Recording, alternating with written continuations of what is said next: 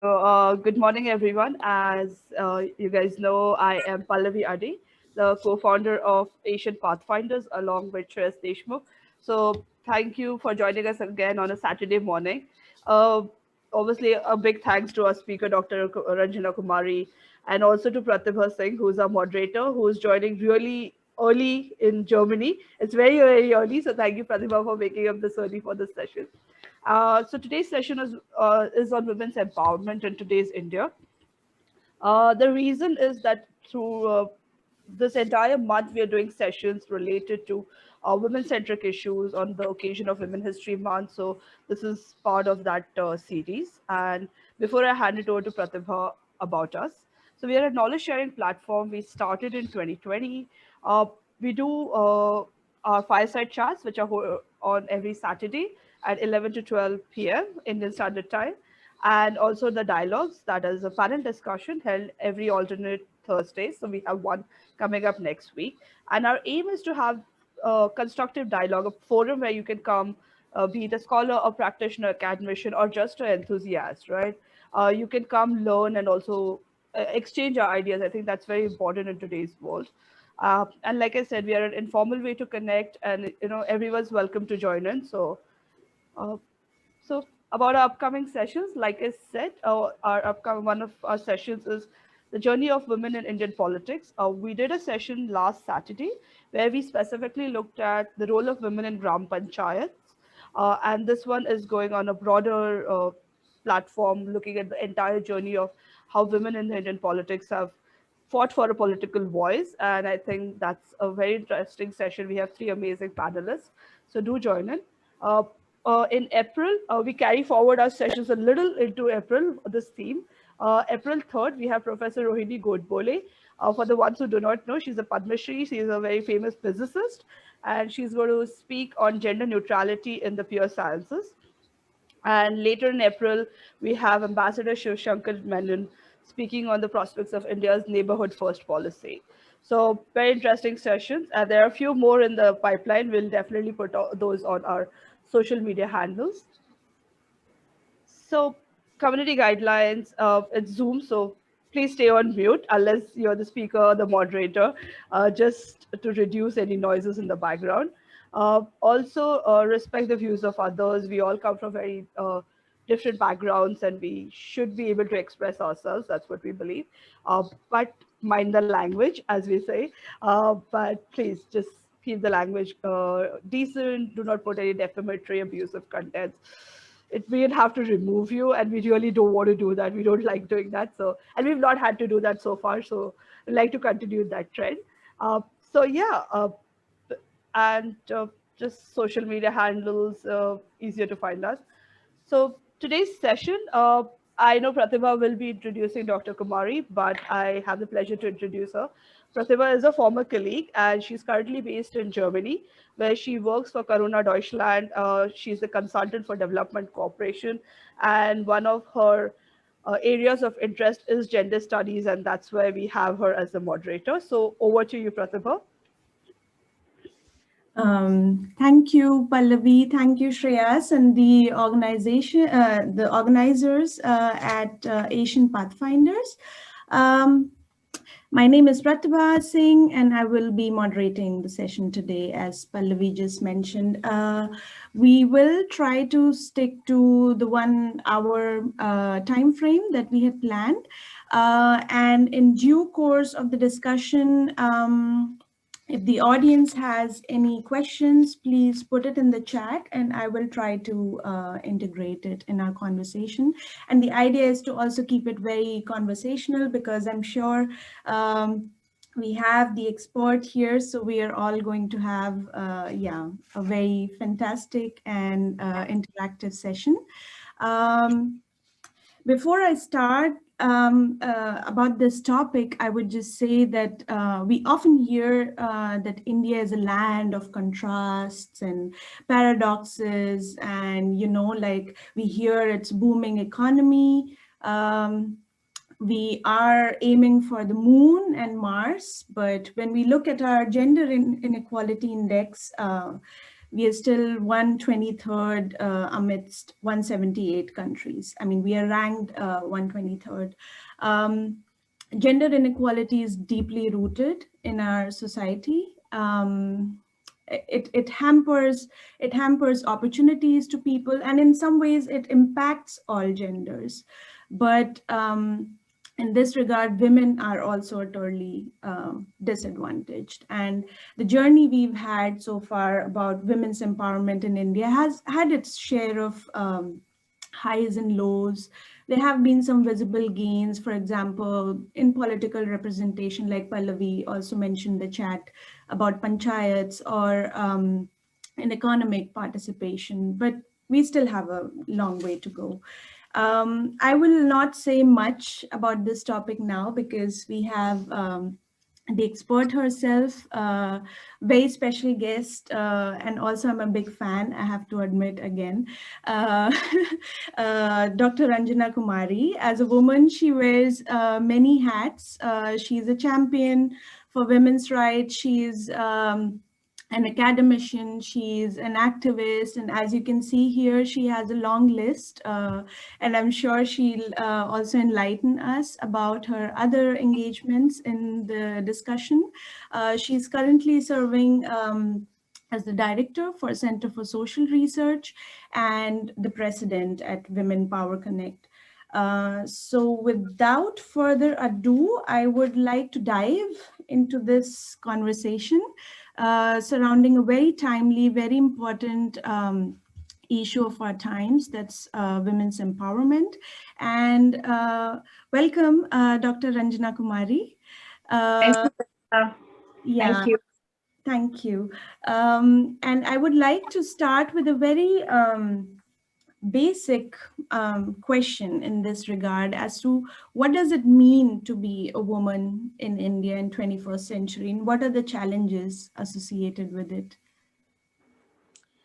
Okay, so first of all, thank you for inviting me and also Pallavi to connect with me, and also trying to let's make it a very conversational, and also let's make it more engaging with the people who have joined for today.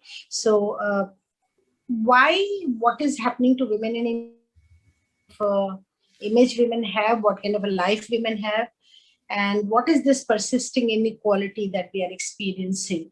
I think there are many reasons, very many reasons, I would say. But the most important thing that I feel at this stage, not going by Thomson Reuters saying that India is not the country for women to live, that's not true.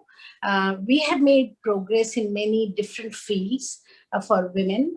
If you go by absolute numbers, we have the maximum scientists, lawyers, doctors. When you go for a particular section of women, then you do see that there is a huge amount of progress that you will see for women, and especially for the younger generation of women.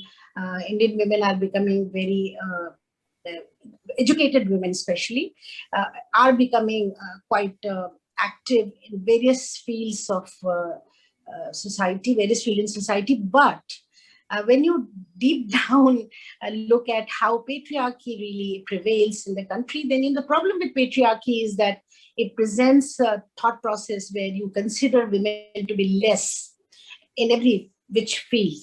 You consider women to be less qualified, less competent, and then also if women are intelligent, smart, and doing something, then the patriarchy presents the whole notion of they being as threat. So that is why you will see that in India, a lot of victim blaming goes on when women are raped or brutalized or sexually harassed. And women, when they raise their voices, they are seen as a threat. So that's the problem of this ideological, patriarchy as such. So I would say that's the biggest issue which we are challenging for many, many years, and struggling and fighting against that. Second thing, which is very important, and for me, that's been a kind of life journey and life issue, that lack of women in positions of power. That is very important for us to understand, that if you want to change the system, the structure, the thought process, if you want to change the way society perceives women, then you have to present a different kind of role and image of a woman. in any, if you don't present that alternative, then what exists continues. And then you want to do a little bit of amend there and say, oh, let women become economically empowered, then they will get a better status. But that's not true, because in Haryana, women are working, but the maximum female infanticide happens in Haryana. Feticide happens in Haryana. Gender-based sex selection is a kind of thing that we are fighting in many of our states, which are economically developed and where women are really very active in terms of economic actors. So little amend doesn't help. You have to really change. You have to really smash the system completely to be able to structure and create. So that alternative is very important. There are many issues. I'll come to them as and when you are asking me the next question. Yeah, Dr. Kumari, you just mentioned something really important, and that was as to how, in Haryana, you brought the example of Haryana as to, there's economic participation, but somehow on some other fronts, we are still lagging behind. And, when you have an image of a woman in India, it's like varied, it's colorful, it's so diverse and like confusing at times, because we have the scientists and lawyers, but at the same time there's another chunk of population that probably has not benefited. And then there are differences in terms of culture, the socioeconomic indicator, the spatial also, like when we look at urban, rural, for example. So how can we really rise above these differences and unite? Because I think also sometimes probably it is that if there's a educated urban woman would probably not identify so much with the cause of a rural woman. Like, how do we first of all banish the differences amidst us? And most the primary you can say effort that has to be made, and that will really transform the society. And coming from a rural background myself, and coming from a small city town in India, and then being able to work and being able to do what I'm doing today, is only possible when there is educational inequality. The biggest challenge is educational inequality in India. The educational inequality pushes a large population of women to, into the same kind of system where they are controlled, they are subjugated, they are not able to come out and really, start thinking about possibilities of what they can do. So there is less access, there is less opportunity, there is less of the possibility of women growing. So first and foremost thing for us is, and the biggest challenge is, that we need to achieve this educational equality. Now, education equality is only possible when all our girls are in school. Or just see how this whole pandemic, has really affected the way girls' education has been going on in India. We work with a lot of women across the country, and especially in terms of female issue of gender-based sex selection, and then whole skewed sex ratio in many states of the country, and also child marriage. Now look at the way in this period, when there is lack of equipments for women who did not have the smartphone.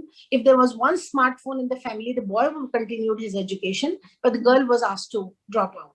So not only that, this whole situation has been exacerbated because of the COVID as a factor. So a lot of girls who really got into the school are now out of school.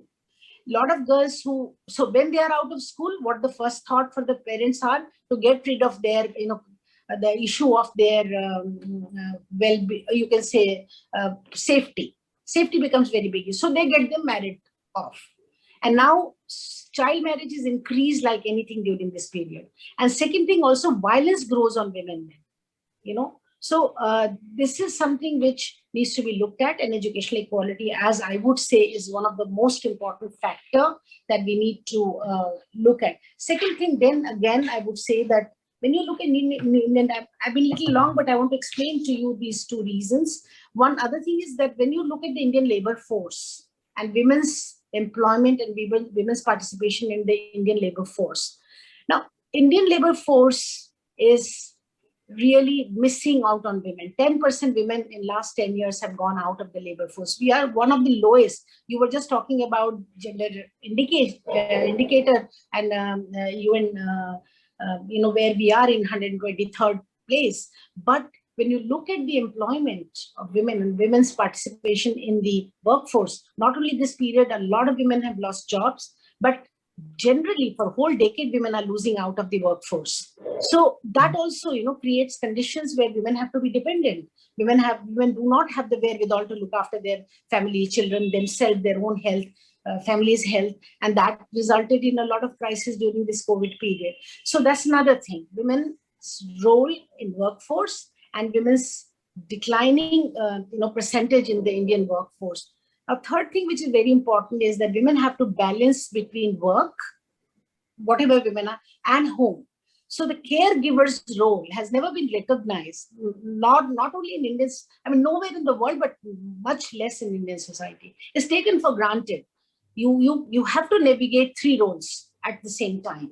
So, workplace responsibilities, home responsibilities, social responsibilities, everything women have to really do together, and caregiving. And that's why recently there is a debate in India that start assessing the caregivers' role in making of an Indian economy and start putting some value to it.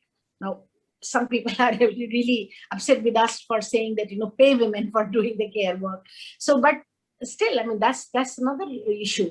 If you are so much into care work and that is not recognized, then the whole role is not recognized at all. So that's the other problem that I see as women in India are facing. Yeah. Actually, this is also very interesting, the corona situation and the violence that increased behind the doors. It's in many ways also referred as the shadow pandemic, with what happened with the violence rates behind closed doors. It's also said that the corona pandemic has probably reversed the gender development that many countries were doing at that, in the stages before corona. What do you think will, how do we, you did mention the educational inequality and economic participation, but when the backlash has been so huge, like where do we start after corona? Like, what are so what has been the major fallout during this period that we experience? All our counseling centers where we help or handhold the women victims of violence, all forms of violence, public place violence, sexual assault, domestic violence.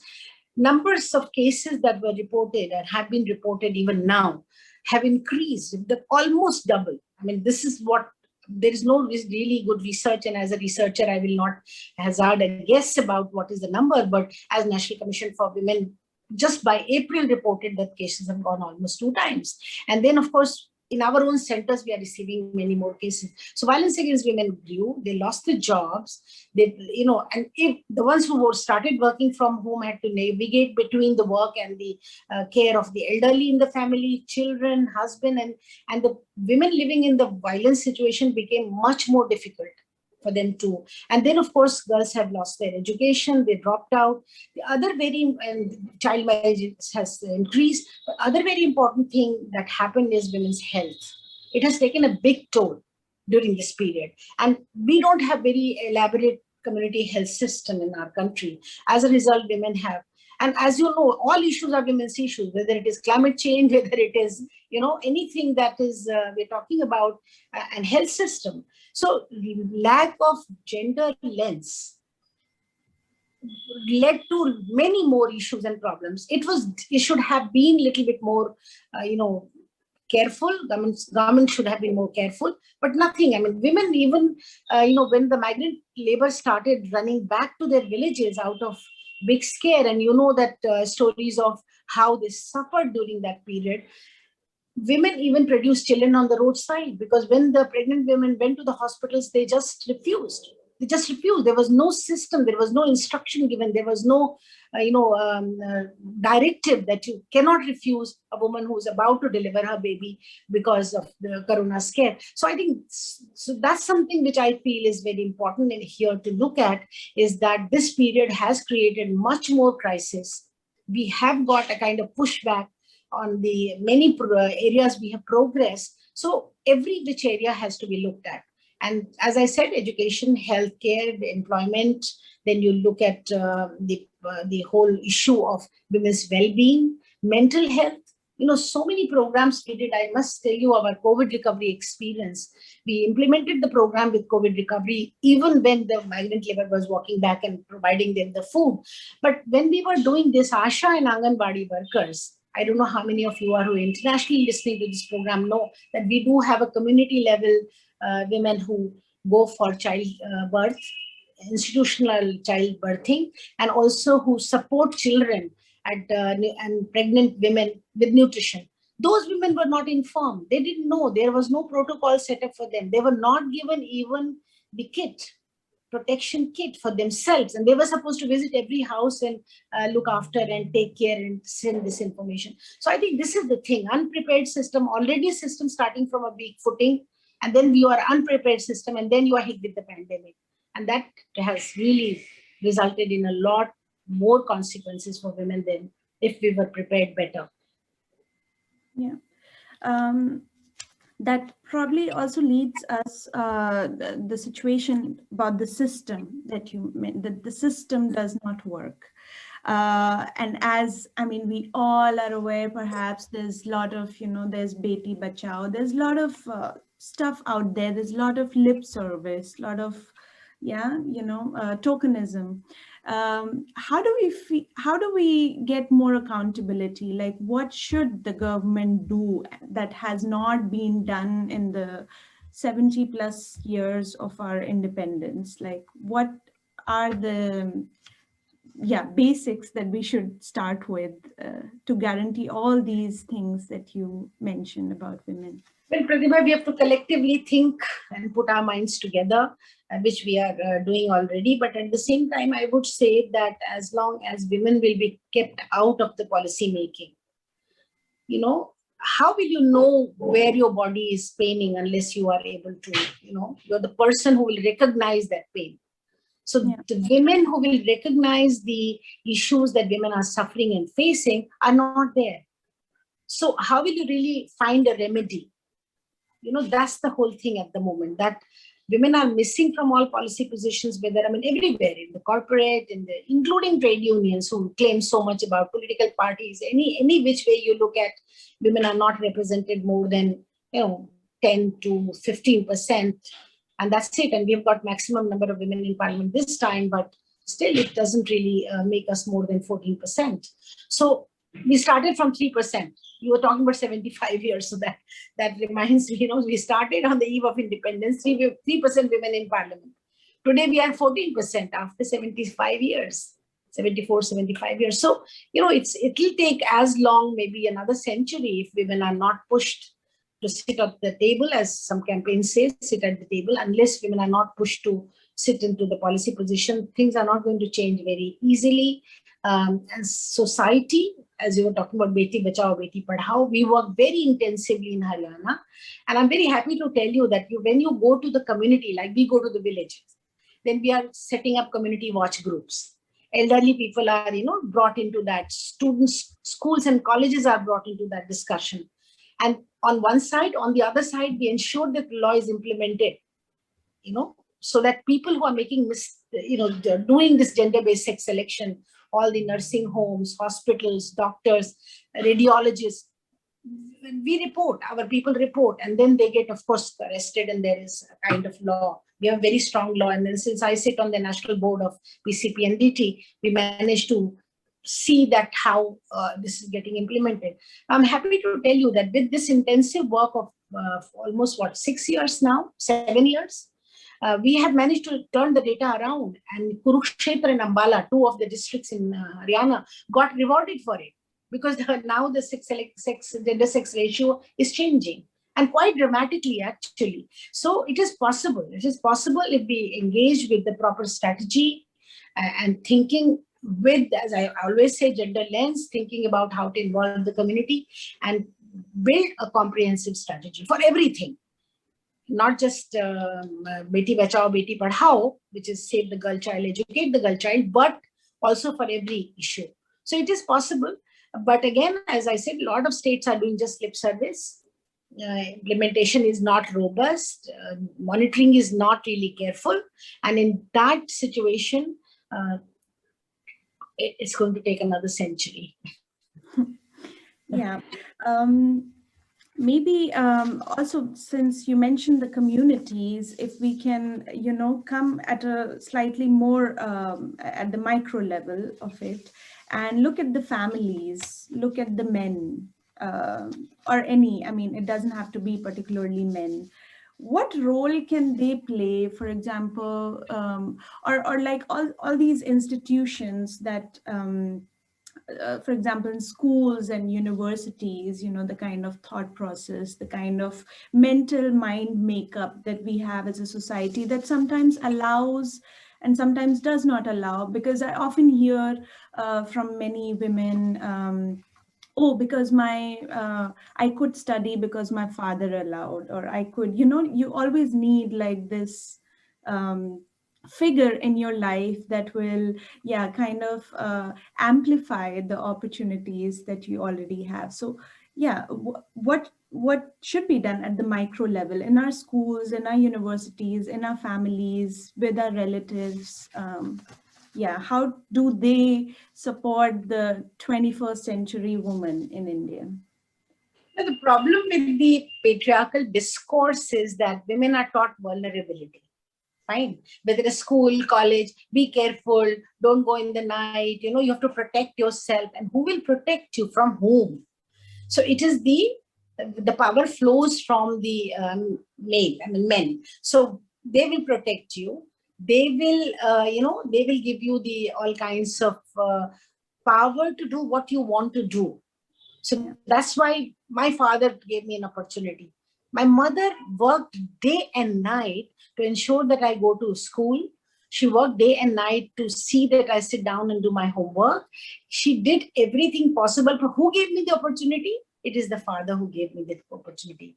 Okay, when I go out, even my 10-year-old brother will protect me, because so this is what the whole discourse is about, that you are told and trained in vulnerability.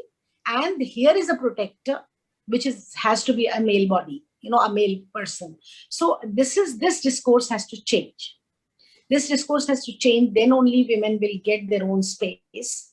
And this is also, this whole protectionism comes from, not including men and boys for this change. They are part of the change. If they don't change, nothing will change, So that is why men and boys have to be brought into the framework of thinking of change. They are the ones who will have to participate in how women will be empowered. So discourse from protection to empowerment. We cannot have a discourse where women will need protection from someone, and from whom you will need protection is the one who is going to protect you. And that is the whole problem.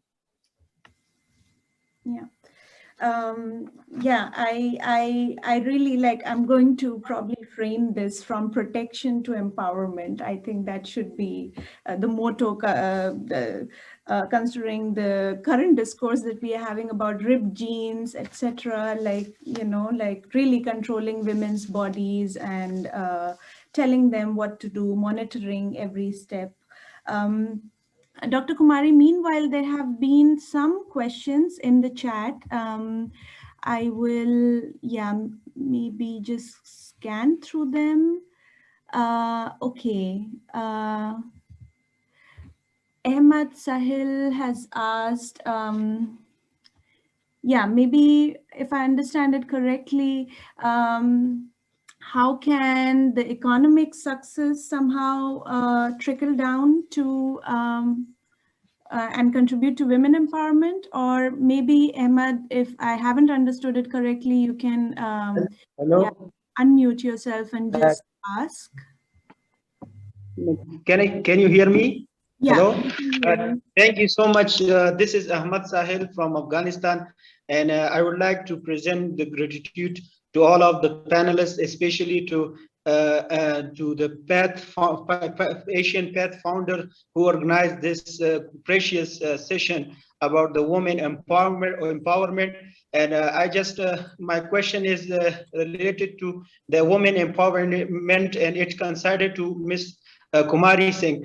Ms. Kumari Singh, could you please tell us that what should we do in the economical sector for the women? If you have any unique idea, I'm also working with the Afghanistan Women Association for the Rehabilitation and Development. So I just work on concept to work on the women economic sectors. So I just need what we should do. What is your idea that please to tell us that what is unique things for the women to do in Afghanistan, especially. So if you could share your precious view, we will be really happy to hear from you. Thank you so much.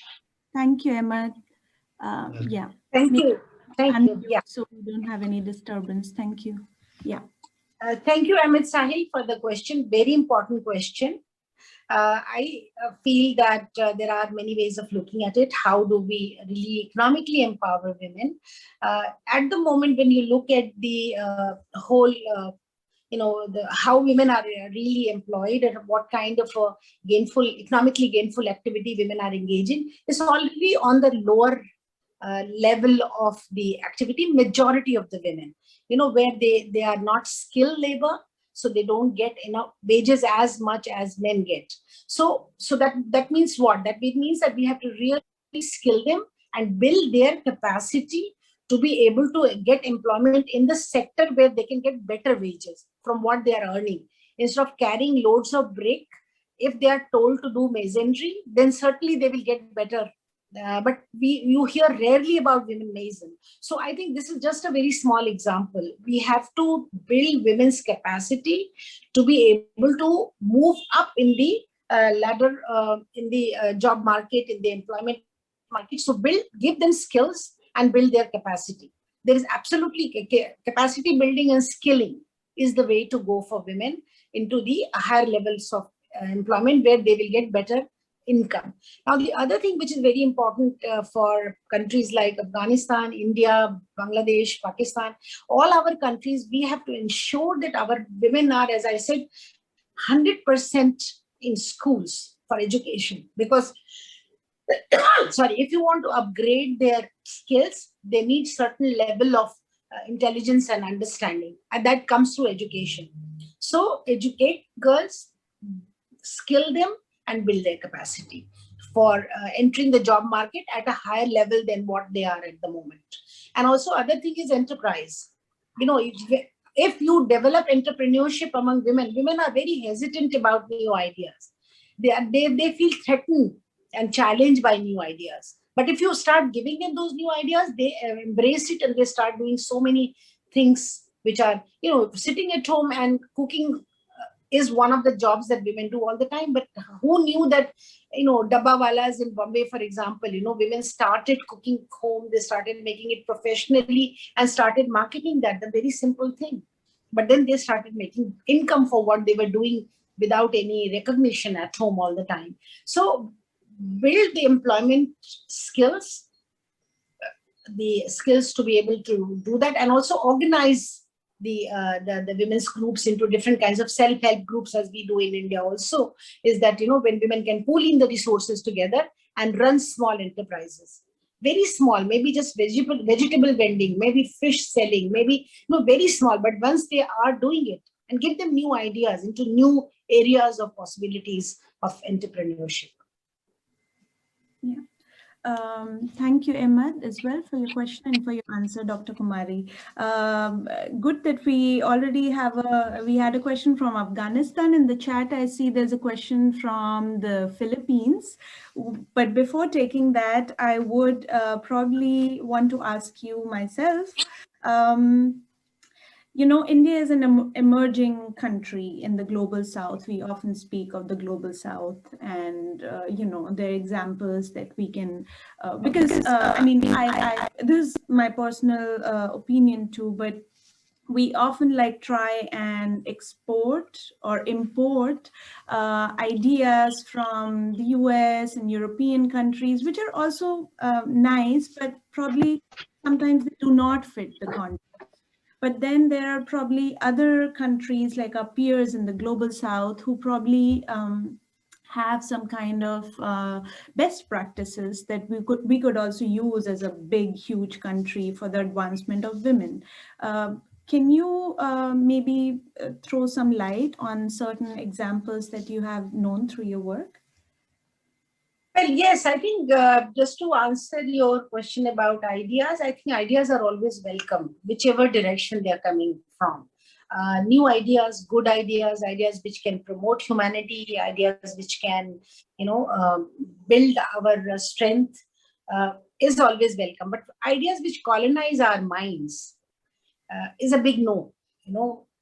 Ideas which really are destroying the ecology, the climate, the issues which are of the human survival and safety and livelihood. If that's getting destroyed because of certain ideas, then of course, absolute no, wherever they are coming from. So for me, idea is not something which is coming from one part of the world to the other, but good ideas can emerge anywhere and should be respected and adopted. Now, the other thing about Indian civilization and culture, and especially Asia, I think we are definitely different in many ways. We are, very deep-rooted cultures, and cultural practices, cultural issues are very, very important for our lives. But at the same time, if culture starts affecting the way women are perceived, women live their lives, and if women get exploited, subordinated, if women get, unequal treatment, then that culture is not acceptable to me. Wherever it may be, and so while we take a lot of pride in our history, our civilization, our, different culture, but at the same time, we keep challenging what is wrong with our culture as far as women are concerned.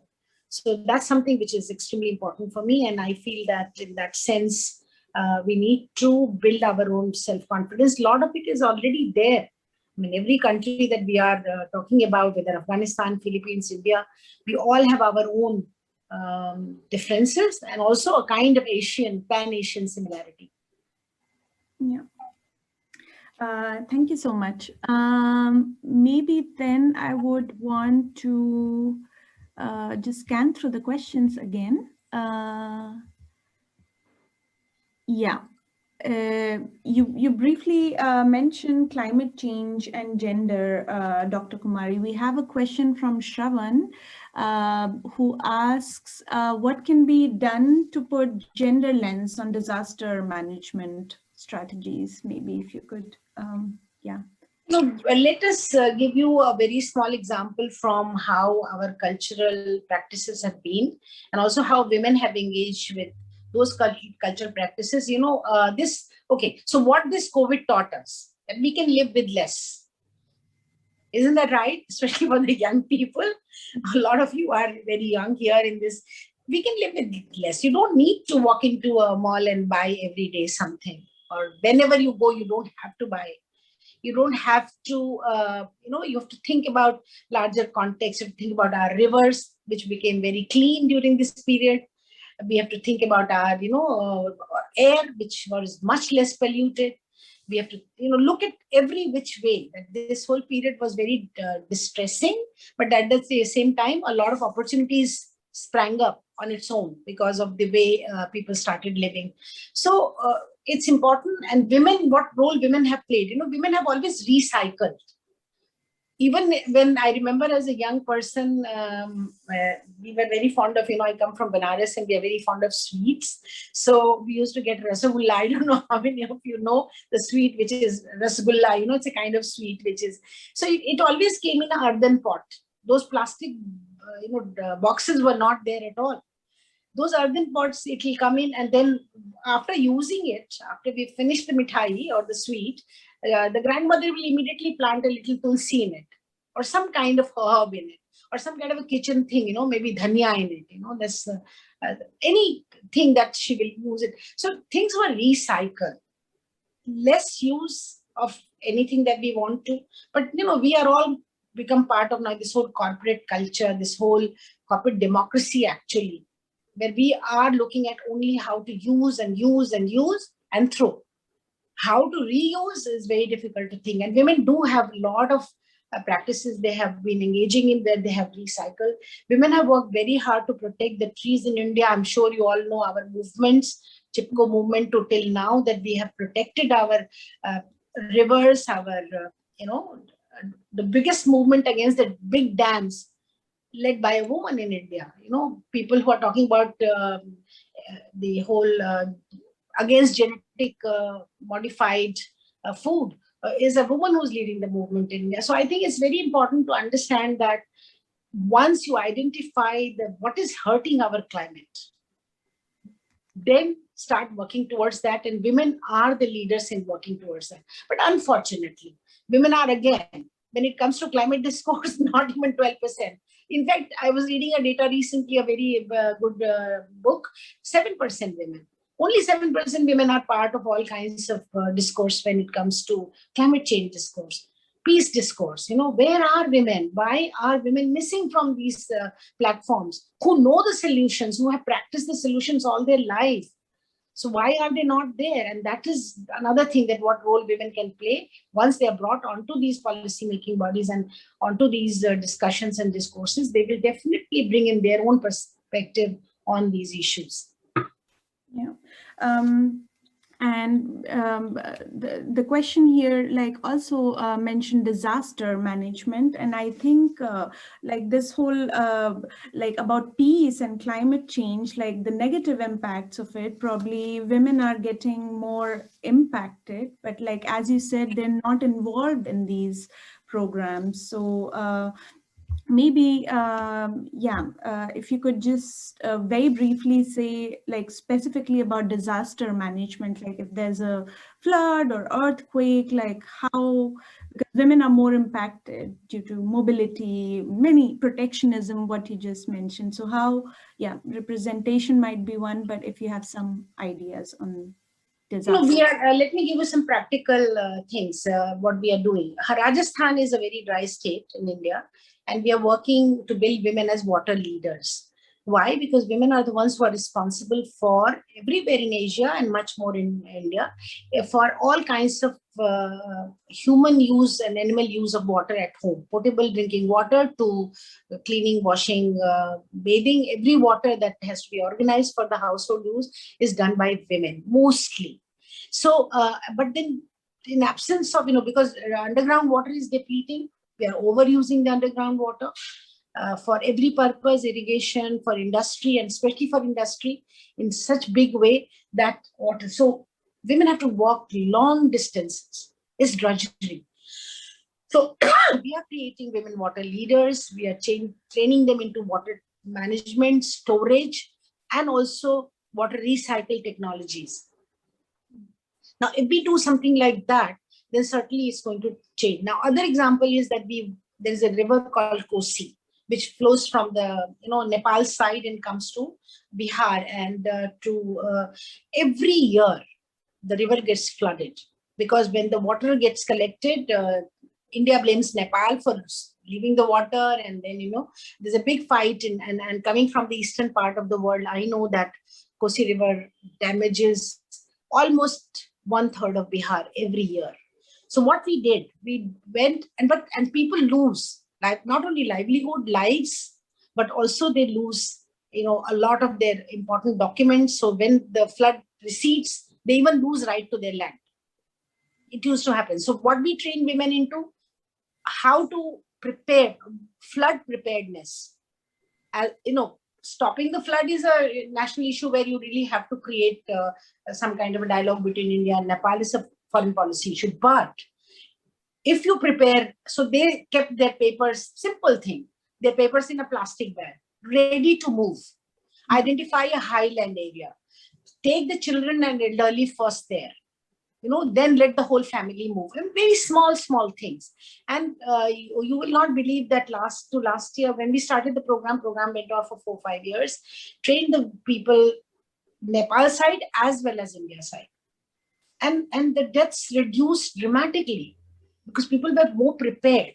Women were more prepared to take all their things, belongings, elderly, children, animal, to a different space, knowing well that flood will come. People were not ready to move out of their homes. Very difficult to leave your home.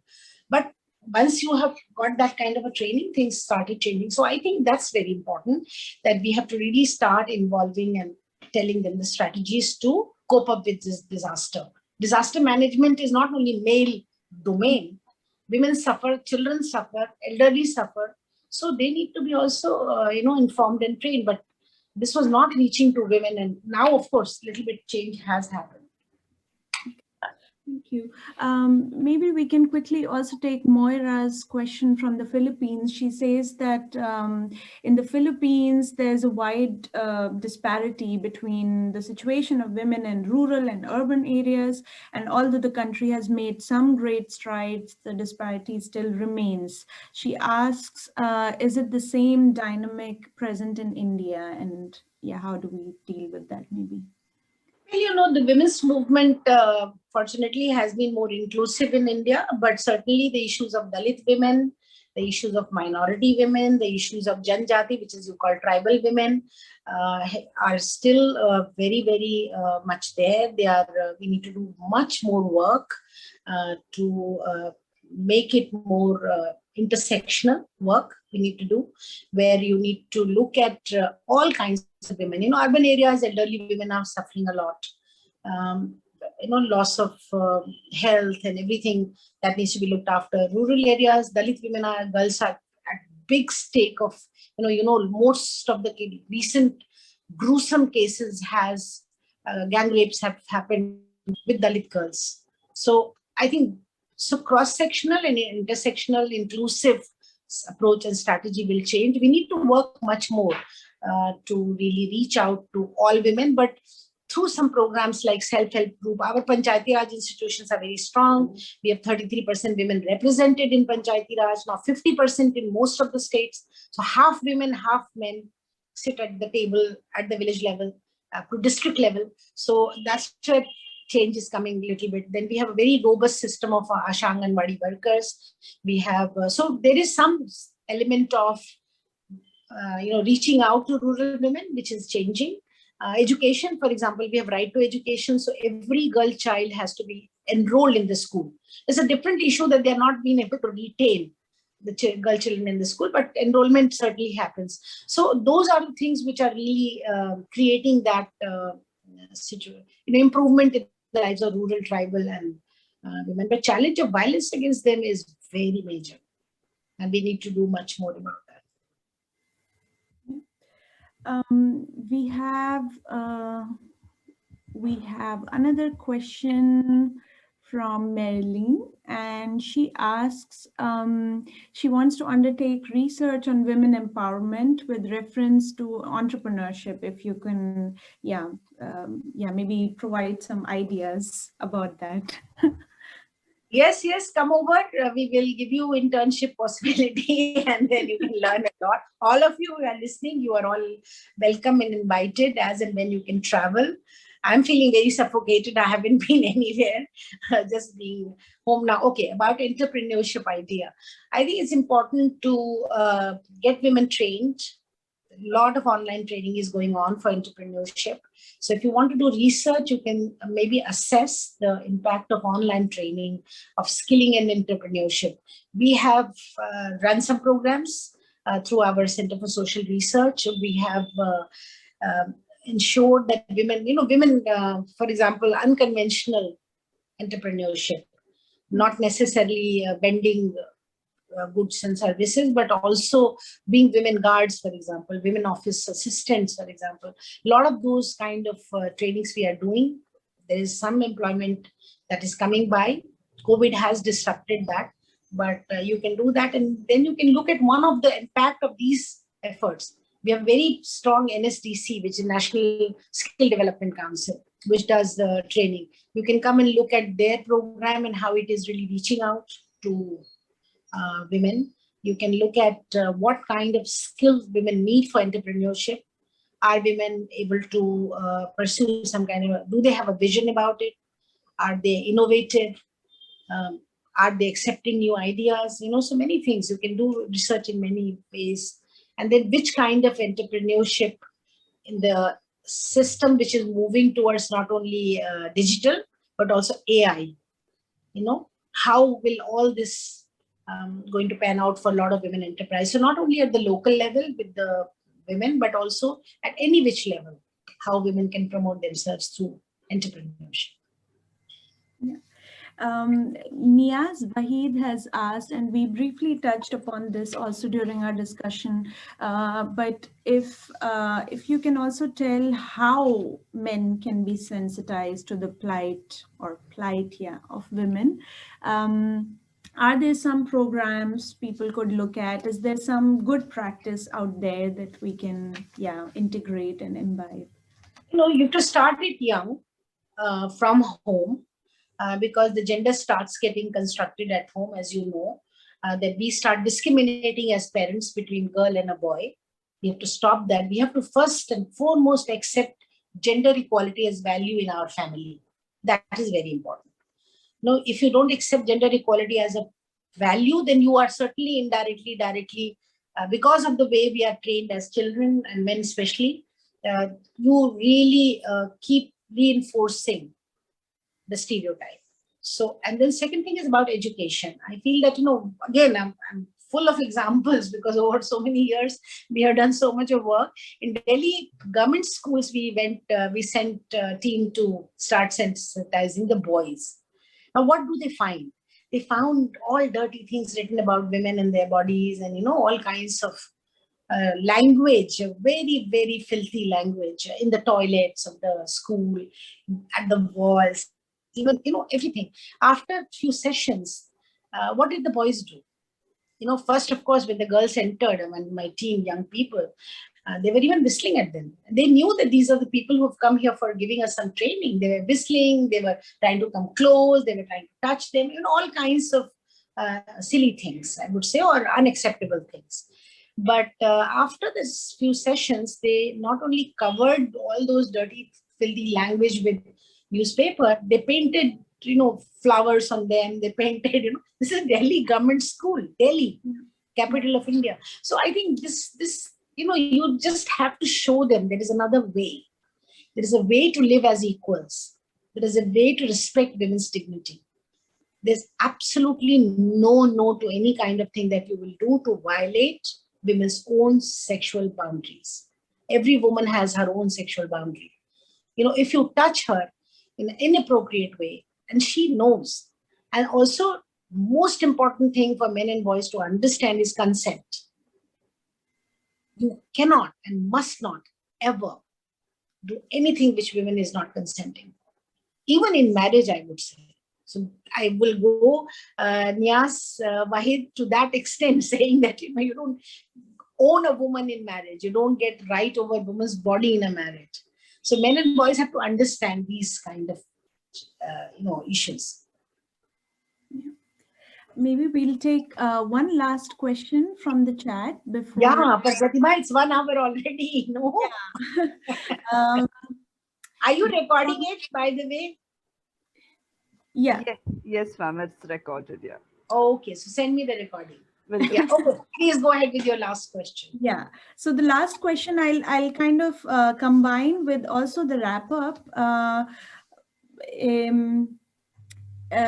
We did touch upon this also in the beginning, but just to reiterate, Mr. Arun Amirtham asks again that we are ranked 112 out of 153 countries in the Global Gender Gap Index in World Economic Forum. And why is that? If you could. Well, Arunji, you know the answer. You know the answer. Anyway, so let me say that, as long as women's economic role is reducing in Indian economy by losing work participation rate of women, women are moving out of the work, and unemployment is at its peak for women at the moment, and also that their contribution in terms of caregivers is not calculated. Then certainly we will not be able to move into the way we are looking at economic progress. And my favorite thing is that put them into the parliament. My 50-50 gender balance campaign, you know that unless women are there, we will not. And then, of course, it's a bigger debate, bigger discussion that I can answer your questions in.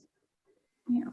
And Dr. Kumari, what if you had to give a message to the women of India today? What would that be? Well, to empower yourself, educate yourself, just be confident. Don't ever get intimidated.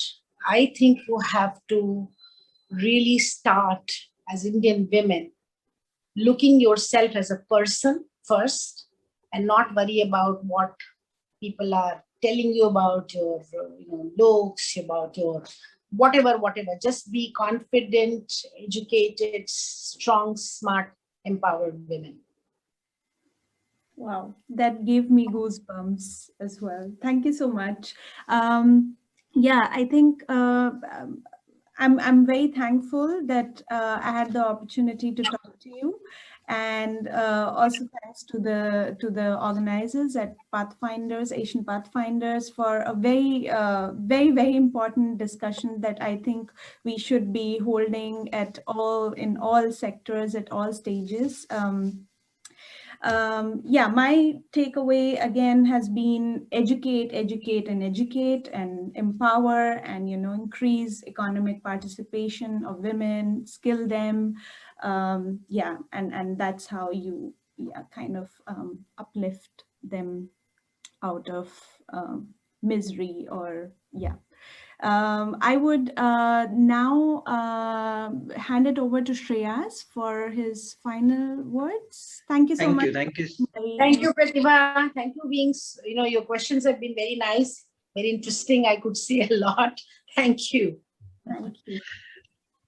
Thank you, Pratibha. And thank you so much, ma'am, for those fascinating views. And I'm sure there is much more to learn about this subject, and this 1 hour won't be enough. We will come back to you in the future also to engaging on this particular topic.